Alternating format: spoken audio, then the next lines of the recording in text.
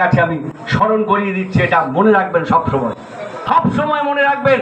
অন্য পার্টি হতে পারে, তারাও ভাঙড় 2 নম্বর ব্লকে পঞ্চায়েত নির্বাচনের সময় তারা যা ভূমিকা নিয়েছেন, ভাঙড়ে 1 নম্বরে যখন নমিনেশন দিচ্ছে না, যখন তারা নারায়ণপুরের ছেলেরা যেভাবে তারা ভূমিকা নিয়েছিলেন বালিগাদা এবং পদ্মপুরের মাঝখানে, সেসব কথা ভুলে যাবেন না, সেই সব কথা মনে রাখতে হবে।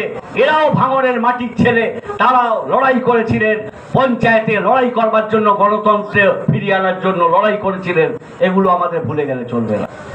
এখন নতুন পরিস্থিতিতে আমরা এসেছি। এই নতুন পরিস্থিতিতে দুটো ভাবে ভোট হয়েছে। একটা হলো তৃণমূলকে সহ্য হচ্ছে না, একে তাড়াতেই হবে, এইটা মানুষ বুঝেছেন।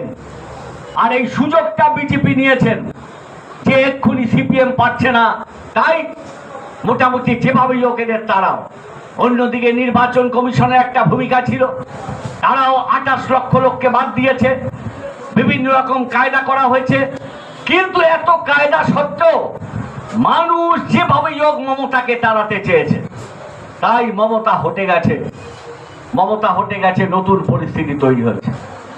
এখন এই যে বিভাজনের রাজনীতি হয়েছে, এই বিভাজনের রাজনীতিতে কেউ এখন যে অবস্থা তৈরি হয়েছে, মনে করছেন একটু ভালো অবস্থা হয়েছে, পার্টি অফিস খুলতে পারছি, আমরা মিটিং করতে পারছি, এবং সেটা শুভেন্দু অধিকারী বলেও বেড়াচ্ছে সব জায়গায় যে তোমরা কি আগে মিটিং মিছিল করতে পারতে, এই তো পার্টি অফিস খুলতে পারছে। একটা ভাবধারা দেখাচ্ছে যে আমি সুশাসন দিচ্ছি, এই সমস্ত করার চেষ্টা হচ্ছে। কিন্তু তার সুশাসনের আড়ালে